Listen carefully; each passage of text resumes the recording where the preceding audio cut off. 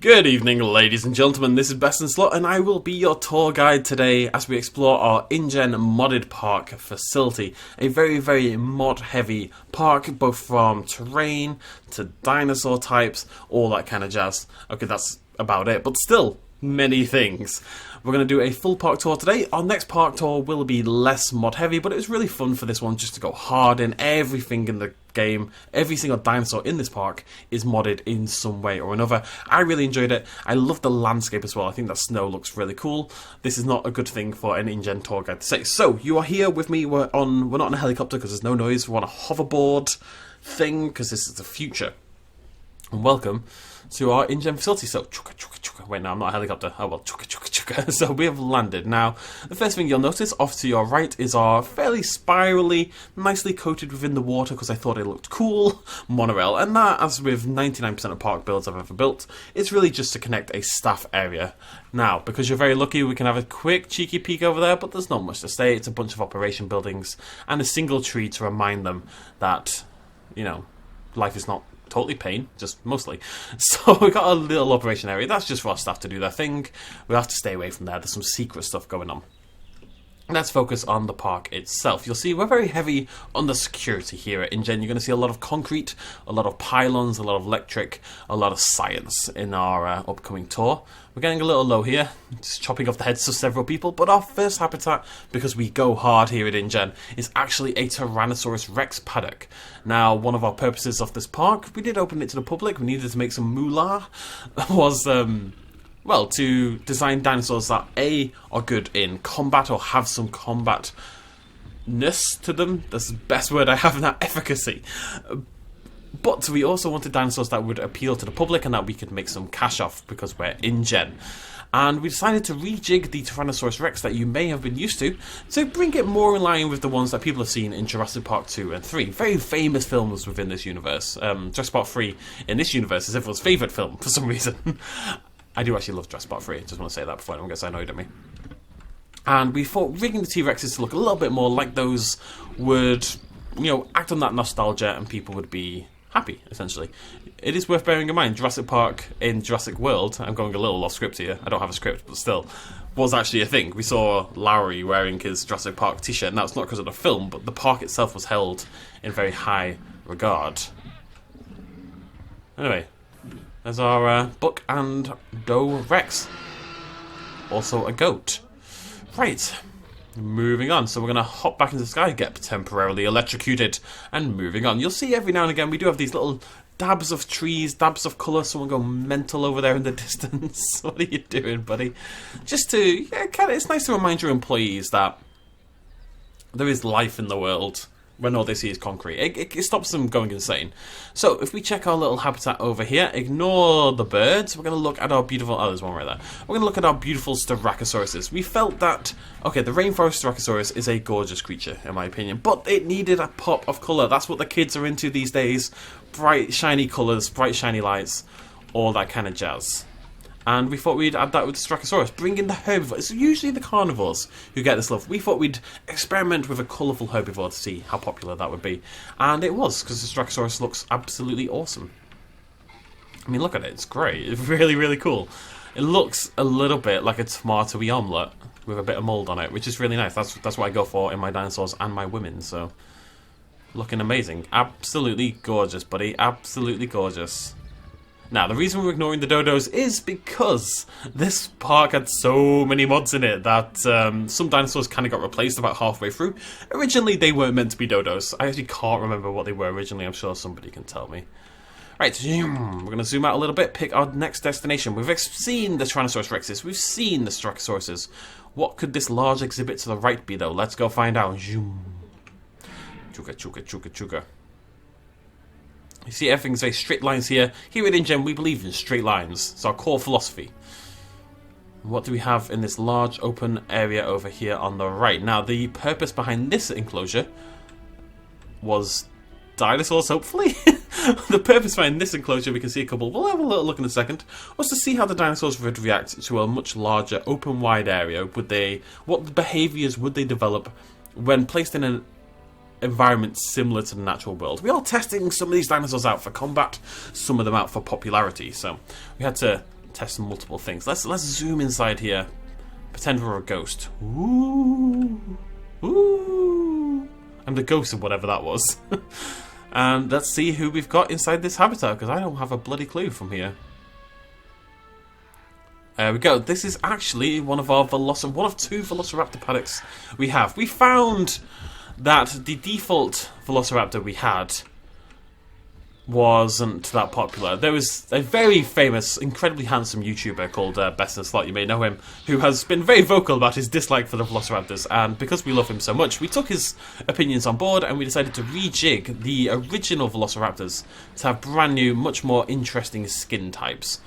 If one of them would stay still for one bloody second, I'd be able to show you them.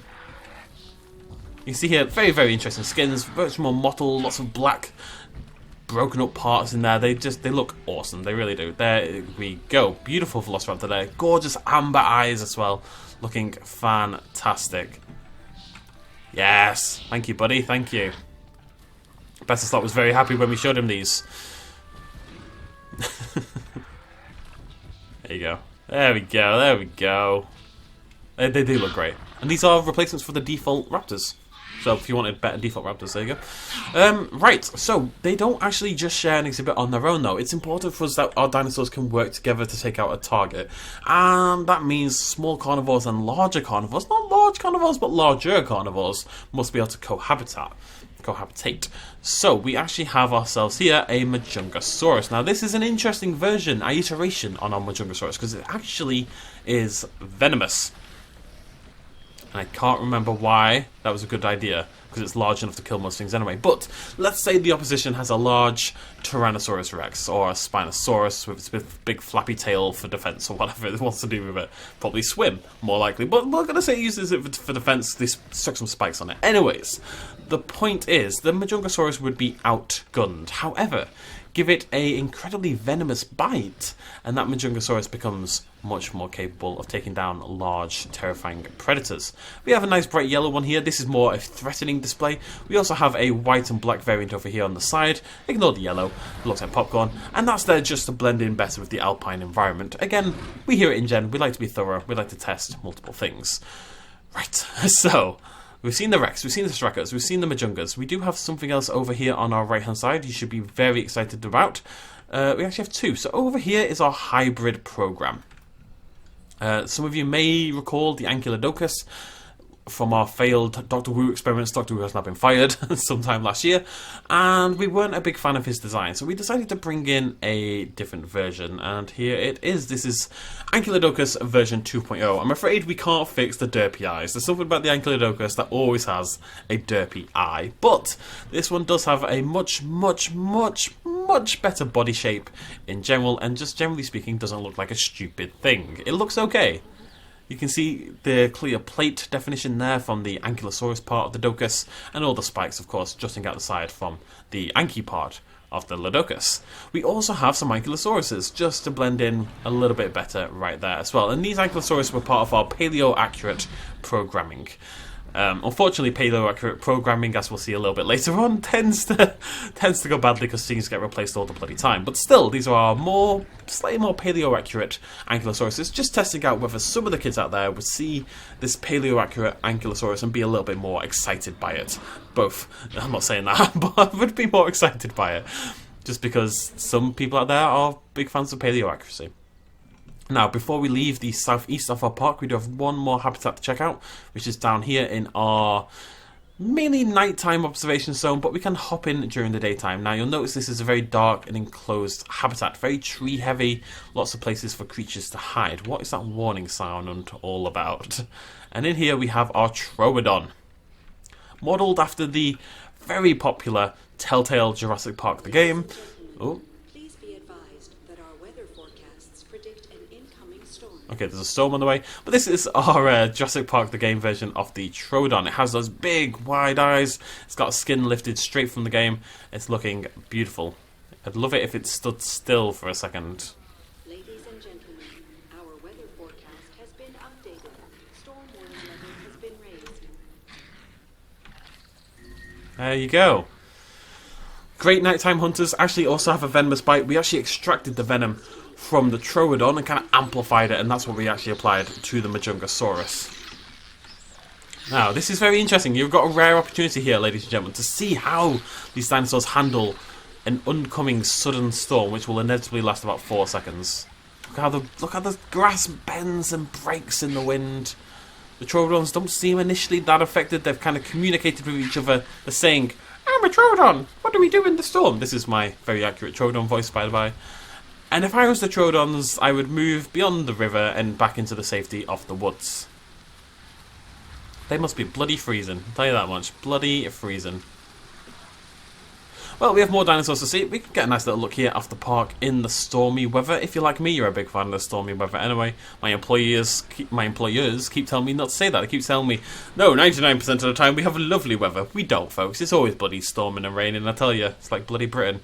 Right, moving on. If we swing Bada Bada down this way, through one of our main entrance plazas. Alright, buddy, calm down. We can see our greenhouse. We use this to house green things, and over here we have something very interesting. So I'm going to introduce our first Cenozoic creature. This is the Dodo. The weather conditions have started to pass. We'll be seeing more Cenozoic creatures very soon, but the Dodo is here for reasons I can't quite remember. And here is actually the idea was, this is our main hatchery building right here. This is where most of our dinosaurs get created. They then get funneled over here, and here they get tested with water. As you can see, we've got a little observation chamber. Over here they get tested with various food types. Over here they get tested with a horde of goats. Who knows how a dodo and a goat will interact? We do, because we tested it. And then if we wrap around this corner over here, you'll see this is our general testing facility for the area. So this is like an observation post for the 3 different experiments we would conduct on our newly released dinosaurs to make sure they're ready for the rest of the park. Now, we're going to ignore that one completely, and we're going to swing Bada Bada up into the air, and we've done that. We can move on. So we're into the fish zone, as you can tell from the large fish. If we look over here, though, you'll see something not related to fish at all. This is our multi-habitat experience here, and the idea was to test out our new dinosaurs in a habitat that contained 2 extremes in weather. We have a very snowy and frigid environment to the left, and we have a much warmer, slightly tropical environment over to the right-hand side. How would the dinosaurs react to sudden changes in temperature and environment? Here at InGen, that's kind of rubbish we want to know. So, if we swing Bada Bada further forward, you'll see what is our second set of Velociraptors. There they are. Now, those of you eagle-eyed ladies and gentlemen at home, and sentient balls of light, whatever you identify as, it's really up to you, will notice that this skin is actually based on a very famous toy line. Is it the Lost World one? I should really know this as a tour guide. It's a Kenner Velociraptor. I believe it's from the Lost World. Anyways, it's from a Kenner Velociraptor. We modelled, or we genetically engineered their skins to resemble this toy line. We found that it was a very popular toy line amongst the kiddywinks, and they resonated very strongly with it. You'll see they've actually split into 2 separate packs. We have our snow pack over here and our forest pack over here. Forest pack is slightly larger in size, suggesting that the dinosaurs do in fact prefer the warmer temperatures over on this side rather than the cold over there. Now, you may be confused by this. You can't see it. It uses invisible magic, but this is actually spreading out. It's like a barrier of temperature between the 2, coming down from betwixt the gaps, as the cool kids would say, betwixt. There we go, lovely wrap. They do look great, don't they? They really do. They even have that slightly... I get very excited about our dinosaurs here at InGen. What can I say? They even have that slightly like plastic look to them, you know? All it needs is that really cool little JP logo on the thigh. I tried to get them to add in, but then people told me I was ridiculous, so it didn't make it, unfortunately.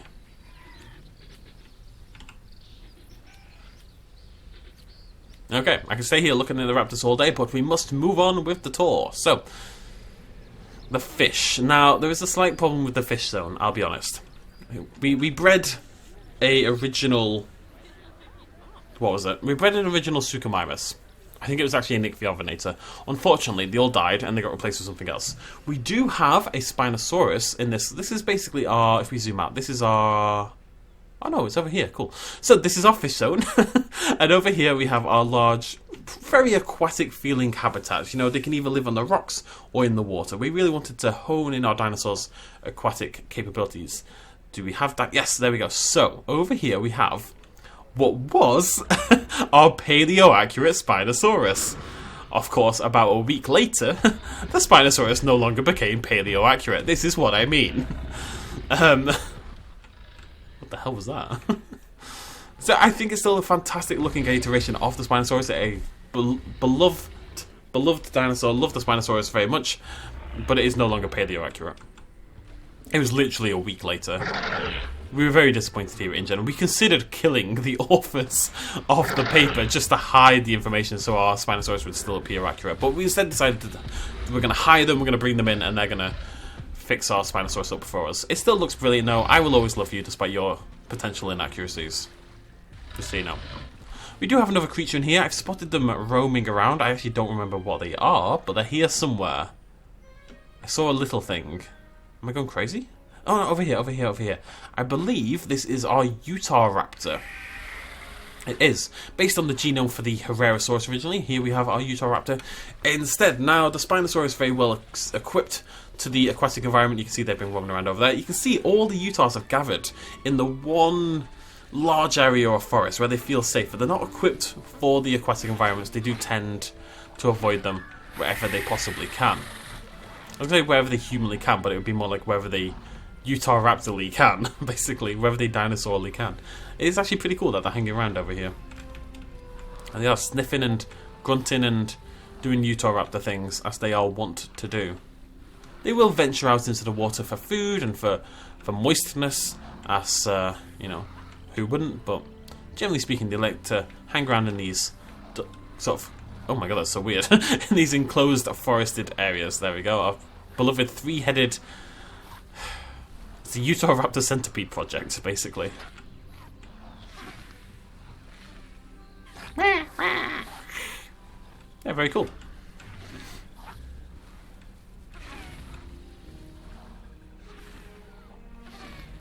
None of my dinosaurs want to sit still today, I swear. I just want to show you the bloody Utahraptors. Right, we've all said and done. That bit is over. We can have a look down here. So, tell you what, we'll do that last. Let's do this one next. This was our rocky environment, rough terrain testing thingamajiggy. So lots of rocks, lots of steep hills, just a very frigid and difficult to live in environment. Again, testing these dinosaurs out for battle in rougher situations. You know, maybe we have to go fight a dictator who lives on top of a mountain because that's what evil people do. And yeah, this is what we ended up with. So let's go check the dinosaurs for this habitat, because frankly, I don't remember. I believe it's a Deinonychus. I believe it's a version of the Deinonychus. It is indeed our slightly odd-looking Deinonychus variant. You'll notice we found that in testing the tadpole-esque Deinonychus just didn't test that well. People did not love the tadpole. I personally love the tadpole. But unfortunately, I am not the head of InGen. Mr. InGen is the head of InGen. So unfortunately, we've kind of tested out another Deinonychus, one much more similar to the original raptors, just because that's what people seem to like, basically. I say bring back the tadpoles, but the pretty cool looking Deinonychus as tadpole-less Deinonychus go. There we go, we're inside one. Isn't that the dream? I've talked a lot in this video, haven't I? I'm just realising, I really shut up. So I keep getting warning sounds and they're making me nervous. But that's not all we have. We also have a Carcara... Wait. What are you? Carcharodontosaurus or Acrocanthosaurus? It's an Acrocanthosaurus. Now this one, funnily enough, is actually based on or derived from a pack from a game you may be familiar with. We here in InGen, we are big fans of Zoo Tycoon 2 and the Cretaceous Calamity pack and all that kind of jazz. And that is what this lovely Acro is lifted from. And you can see there it's got a very inventive new model and new colour scheme stuff. It lacks the once chunky factor you would associate very heavily with this Acrocanthosaurus. Now it's been de-chunkified. The hands, it's like it's doing permanent jazz hands, which we found tested very positively with people who are into jazz hands. So there you go. And as we saw earlier with the Majunga and the Velociraptors, the Deinonychus and the Acro get along fine. The Acros will be a little territorial at times, so scare them away, give them the old spookaroonies, but generally speaking I would say there isn't really any problem between the two species. Okay, we've all said and done. For the second time, we will check out our final habitat. So here we have another breeding centre, and it is for dodos. So, we have many dodos from around the world. Actually, all from our InGen Park, but still. We breed them in 2 colours. Again, just testing whether the brighter colours are more likely to attract prey, essentially. Are they more effective as a prey animal? The dodos, we found they don't have much use in combat situations because they're stupid, and they don't have much use anywhere else other than being food for both humans and dinosaurs. So that's what we breed them for. We breed them big and chunky. And here we have our dodo breeding and feeding chambers. So, the dodos are fed through an automatic system. These are our grain silos here. They feed under the ground to the feeders there, which doesn't look like grain, but that's science. And then when we want to feed our dinosaurs, we open up the chamber here, and the dodos very happily, because like I said, they're stupid, walk down in this direction. And we follow, and we follow, and we follow. We hop over here, and we enter what is our Cenozoic themed area. This is our newest addition and our final addition to the InGen Park. And the idea was just branching out. Would people be receptive to non-dinosaur prehistoric creatures? Let's find out. So we roam around here. There you go. Do do do do do do do do do. Apologies if you hear this beep every now and again. I have no idea what it is. I think it's Discord, but it's being stupid. I mean, that's... Oh, it's my mobile. Let me check it. Beep, boop, boop. Hello, Mr. InGen. Beep, boop, beep. Okay, goodbye. Right, so, there we go. Now that that's been perfectly justified, here is our little Cenozoic area, featuring 2 different creatures. We have the Kalenkin, one of our terror birds here in the park. Okay, our only terror bird here in the park. Replacing what was once the Baryonyx, not the Suchomimus as I previously suggested. I think. Yeah? I actually don't remember anymore. Anyways, we have a Kalenkin. It's a terror bird. It's very cool. Fuming about it though, absolutely fuming about it. They do come in various colours. We've got the grey variant over there, and over here we have a sort of darker, slightly spookier variant. It's black and red. It's very Darth Maul inspired. Star Wars, you know, Phantom Menace was big when we first designed these creatures, so that was our thinking basically. It sleeps with its eyes open. It's a baller. We also, however, have Colombian mammoths. Very, very popular here in the park. Looking lovely. This is actually our newest skin. Originally, we had just these lovely black ones there. There's its big booty. And then we had a terrifying bone variant. We don't have that anymore. We have these lovely, actually purposefully made grey ones. And they look brilliant. They do. How you feeling? You feeling good? Posing for the camera, aren't you? It's nice. And let's go check out the other variants over here. There you go. Always with the slightly terrifying guys. Big improvement though, I'll say that much. Yeah, they look great, they do. I'm a big fan of the mammoths and the Kelenkins personally. The geneticist behind the Colombian mammoth and the Kelenkin did actually also have something else. They have designed a woolly rhinoceros. Unfortunately, here at InGen, we did try to move them into this habitat, and the Kelenkins kept murdering them, and the woolly rhinos kept murdering the Kelenkins. They wouldn't live together harmoniously, which is of course a big shame. We may be bringing out a park down the line which will focus on these dinosaur creatures a little bit more heavily, and we will then feature the woolly rhino for your amusement. But if you do happen to want to see those woolly rhinos, and you remember that very talented, very handsome YouTuber I mentioned earlier, BestInSlot, he does have a video called, I can't remember, called something, which features the woolly rhinos. So you might want to go check that out, cough cough. Right, ladies and gentlemen, thank you so much for joining me on the tour. This was our modded park build. This was our InGen park build, our InGen park, our lovely park. Thank you so much for joining me for the creation of it. I'm going to go back into YouTuber mode. I really enjoyed this park build, I really did. I think just having the different terrain really helped it feel special in a lot of ways. It was really cool to work on. We saw tons of great new creatures. Like I said, so the plan for the next one is... I want to do like a Florida Everglades kind of theme. There is actually a terrain mod based on that, so I think we're going to lean in that direction. We will be bringing in 1 or 2 modded creatures, probably, if something special kind of sticks out as relevant. I quite like using modded creatures. I think it made this a lot more interesting than just using the same dinosaurs we always do, but I understand how some people don't want to see everything just completely modded as well, so I'm going to try to strike a nice balance going forward. But it was fun to really do it for one playthrough. I really hope you've enjoyed it. Thank you to everyone who left name suggestions in the QT for our dinosaurs. That will of course be back in the next series as well. And yeah, that's about it. Hope you've enjoyed the tour. Thank you so much for joining me. I will see you lovely folks next time. Cheers, much love as always. Hit the like button if you enjoyed this video. Really got to remember to say that earlier. Bye bye.